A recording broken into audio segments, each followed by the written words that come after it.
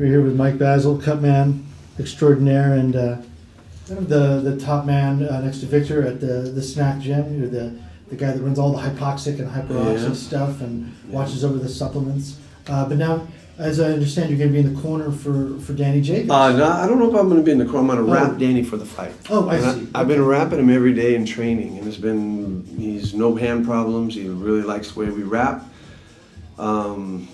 He's very confident. We've been practicing the fight wrap this whole last couple of weeks, and for sparring and everything. So he wants to do it. So we're gonna do it. Is there something different that you do? Every fighter's different, and a lot of what happened was, to be honest with you, HBO came to film the 24/7, and Victor wasn't here, Coach Andre wasn't here, Anthony wasn't here. I was like my second day working with him in a way, and it was like, I said, let's wrap you up, and he goes, okay, let's wrap. And then he was like, towards the filming, he was like, damn, I really like this wrap. I really like the way you wrap me. And then the next few days, he was like, man, will you wrap me again? I said, yeah, of course, I wrap you every day. And he said, oh, you would? I said, I wrap you every day. So I wrapped him every day, and that was it. Where'd you learn to rap? I've been rapping for a few years. How it started was me and Brian Schwartz were, when we first opened the Undisputed Gym in 2006, 2009, 8, 9, 7 or so, that was when MMA became legal in California. And we got an influx of like everybody wanted to do MMA. So we got a bunch of guys. So I know nothing about MMA. Brian, he's a kickboxer, but he didn't know about grappling. And long story short, we had a fight in a strike force, and our fighter was he was getting wrapped by the Cutman and hand wrapper that the strike force provides, as does UFC. And lo and behold, he's wrapping another guy. We're going out, and he goes, I can't stop wrapping this guy, man. I'll meet you out there. And we're going, what? I mean, what do you mean? Out there in the ring? I mean, what? No, he's like, what do you mean? And he was like, yeah, man, I can't. And we were like, fuck. And you don't really need to do a lot of stuff because of the small gloves in there, but it is wrapping. So after that, me and Brian just said, we're never going to get caught like that again. We're going to do it ourselves. So I just did it. Wow. Started picking it up and practice every day and learned a lot of techniques from Jonathan Penalosa, Nonito Donaire, Nonito Sr., Robert Garcia. Always learn from Robert Garcia, a lot of things. Stitch, learned from Stitch. I learned from, just pretty much Joe Chavez. Learned from Joe, I was doing cuts, and for a lot of the shows, the Paco and Don Shargan, all the local Northern California shows. Sure. And I remember Joe saw me all the time. Joe used to work the Garcia's camp, Paul Mendez and everybody, who sparred many times with Triple G. And Joe was getting a little older, and Joe was like, hey man, you wrap hands too, huh? And I said, yes sir.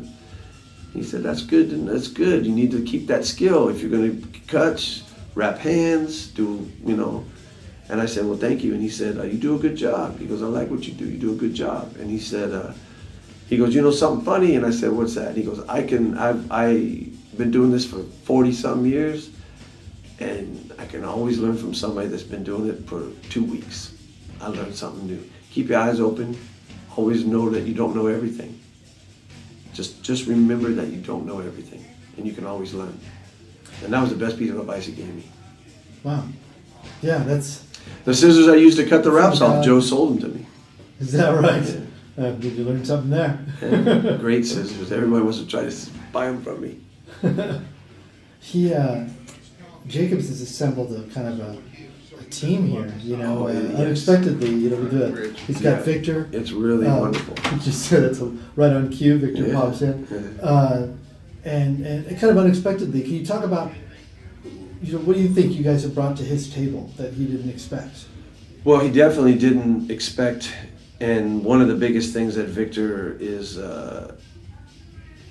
boxers don't necessarily train like athletes. How do you mean? They don't have sports trainers, massage therapists, rest and recovery. They don't do that. They fight. They're fighters, and they train that way a lot. And what SNAC does is really try to implement training protocols, techniques that are very sport specific. And sometimes in traditional boxing, it's very unsport specific. Like, very slow moving movements.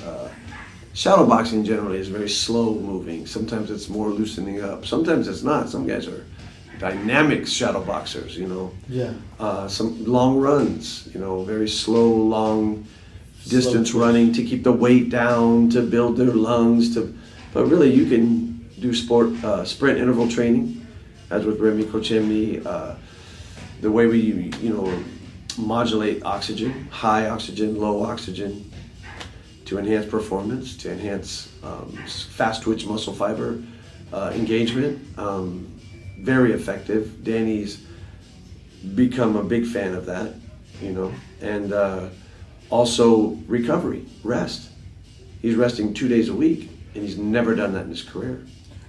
Yeah. And what he's found is he's more in shape. He looks better than he's ever looked. He doesn't look like he's not making weight, that's for sure. Feels fantastic. He doesn't have the dips and the drags that you have in training, especially getting close to the fight. He's ready to go. Some guys are a little worn down. Oh my God, worn out. He's ready to go. He's ready.